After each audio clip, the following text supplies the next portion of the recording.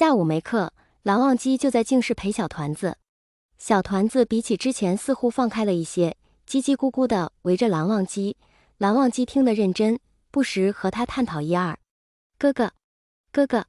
你吃过冰糖葫芦吗？小团子眼睛里满是神采，小脸蛋鼓起来给他比划一根竹签，上面穿着那么大碴子，还有糖。蓝忘机摇头，他的确没吃过，但见过。糖葫芦特别好刺，酸酸甜甜的，可惜爹说坏牙，吃了要牙疼，嗓子也不舒服，所以阿英不能经常吃。爹爹也不许娘亲吃，但娘亲总是能偷偷买到。小团子嘿嘿笑着，只是笑着笑着忽然就不笑了，小脸皱着。有一次，娘亲答应我，睡醒了他们就回来了，给我带糖葫芦，可是他们还没回来，我找不到他们了。蓝忘机一愣，意识到了小魏婴在说什么，心里狠狠一抽，下意识脱口而出魏婴。没关系，阿英会一直等爹爹和娘亲的，等到的时候，阿英要买好多好多糖葫芦。小团子忽然眨巴眨巴眼，方才的失落一扫而空，抬头又是一张笑脸，那笑容熟悉不过，眉眼间依稀能看出日后的模样。阿英，想吃糖葫芦吗？小团子愣了愣，小脑袋瓜子中下意识地浮现出一串串裹着琥珀色糖衣的冰糖葫芦，以及那糖衣就着碴子一并咬开后迸发出刺激味蕾的酸甜。一阵的口干舌燥，不自觉地吞了吞口水，微微点头。忽然惊觉出自己在干什么，又飞快地摇头。蓝忘机将他的小动作都看在眼里，心里又是一阵酸楚，不由得抬手轻轻摸了摸团子白嫩绵软的小脸蛋儿。常年调情的指尖温暖薄茧的触感恰到好处，小家伙被那力度搔得痒了，蹭了蹭蓝忘机的手，眼睛半眯着，出于幼儿的本能发出黏黏糊糊的哼唧声。蓝忘机一愣，胸口漫上一阵酥麻，控制不住的想去捏捏那弹性十足的婴儿肥，却又觉出自己行为不妥，忙收了手。他这一收手，小团子还意犹未尽着，忽然那只安抚着的手没了，小家伙不由得一愣，随即反应过来自己刚才干了什么，小脸蛋疼的一下烧了起来，就差冒烟了。对上蓝忘机的目光更是如临大敌，只好冲着蓝忘机嘿嘿的笑，企图掩盖自己的犯蠢行为。可到底小孩子还是有些腼腆，自己干笑着实尴尬，小团子恨不得直接把自己埋土里化掉，于是直接扭过头不去看蓝忘机，小屁股蹭了蹭挪到了桌子的另一边，保持着不正宗的跪坐姿势趴在岸上，努力想用宽大的广袖埋住自己的小脑袋瓜子和通红的小脸蛋。他刚才都干了些什么？怎么那么蠢？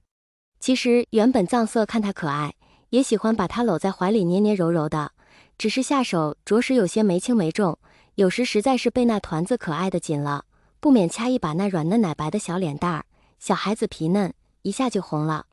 小团子便眨巴着眼睛装出一副委屈的模样，目的很简单，骗取蜜饯和糖，运气好的话还能有糖葫芦。他还是第一次被像蓝忘机这样如此小心翼翼地摸脸蛋儿，漂亮哥哥的手指不软不硬，在脸上滑动时痒痒的，带了淡淡的香，好闻极了。他便下意识地闭眼去蹭，真的很舒服。回过神才发现自己又在犯蠢，像个小孩子一样，像什么话？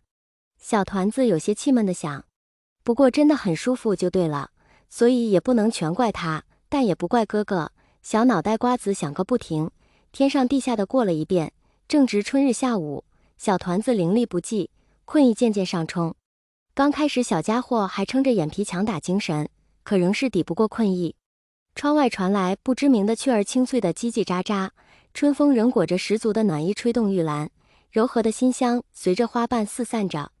阳光隔着水蓝色的薄纱斜斜打在身上，暖乎乎的一团，埋头抱着的衣服带着清浅而柔和的檀香，包裹在周身，像极了那个人的怀抱。身边的人时不时翻动书卷或搁笔研墨，细碎的声音竟如此令人安心。纵然是梦，也过于美好了。小魏婴想，若是能这样长眠不醒，梦上一辈子也值了。呼吸逐渐绵长，小小的孩子把自己团成一团，难得的沉沉睡去，唇角挂着和悬衣少年别无二致的笑意，眉目舒展放松，俨然一副毫无戒备的模样。一片玉兰花瓣被暖风送进来，轻轻落到小团子毛茸茸的头上，也跟着被染上了令人心醉的暖色。梦里的小家伙浑然不觉，小脸蛋软趴趴的安置在自己的臂弯处，睡得香甜。蓝忘机方才实在是被小喂鹰奶猫似的求摸给可爱到了，而那小团子似乎不好意思了，挪到了一边，小脸蛋红扑扑的埋着头，有些不自在的模样。蓝忘机也有些不好意思，竟然控制不住，直接就摸了人家的脸，于是也低下头努力看书，想忘掉刚才的事。小家伙乖得很，不再打扰蓝忘机，自己趴着不知在想什么。蓝忘机也开始认真修习功课，毕竟明天还有事。一炷香余的时间，蓝忘机已经做完了课业，半晌不见那小团子的动静，再抬头便看到了一副再美好不过的画面。小家伙抱着胳膊，已经趴在桌子上睡着了，肉感十足，雪白雪白的小脸蛋半埋在自己儿时的衣服里，似乎正在做什么极其香甜的美梦。小嘴巴微微张着，不时弯弯嘴角，梦里笑得开心。衣服有点大，把那小团子显得格外娇小，只露出那小脸蛋和一只肉嘟嘟的小手，更是玲珑可爱。暖暖的光晕泛在周遭，柔和又不刺目，将小家伙整个人包裹起来。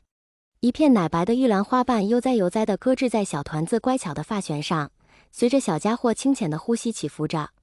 暖风温软而爱怜地撩起耳边柔软的碎发，露出白皙柔软的小巧耳朵。蓝忘机觉得自己都不敢呼吸了，眼前的场景仿佛一触即碎般脆弱。时间定住了，空气混合了玉兰的甘美和阳光的热烈，变得厚重而温暖。蓝忘机眼睛紧紧盯着那安睡的小家伙，大脑如被古书上的大洪水洗涤过一样。就这样不知过了多久，似乎天色都逐渐暗淡了，春日的暖意渐渐消退，阳光归于暗淡，头上的玉兰被微微发冷的晚风吹落至一旁。小团子没了那暖意，不安地动了动，盯着他的少年回魂一般惊醒，轻手轻脚地走过去，将那瓣玉兰轻轻夹在一本书里，小心地扶起趴着的小家伙，稳稳抱在怀里。经过之前的磨合，少年的手法已经稳了不少，小团子舒舒服服地窝在那温暖的怀里，朦胧中意识到自己被抱起来了，抱他的人周身是很好闻的香，抱着他的手暖和极了。小家伙察觉出抱着他的人是谁，安心的沉沉睡下了，柔软的小身子动了动，在蓝忘机怀里寻了个最为舒适温暖的位置，小脸蛋蹭了蹭，彻底睡熟了。蓝忘机捧着小家伙轻轻放平到榻上，轻轻拍着安抚，还好这个小不点这次睡得特别熟，乖巧的任由蓝忘机给他除去外衫盖上被子，没有抓着蓝忘机不放。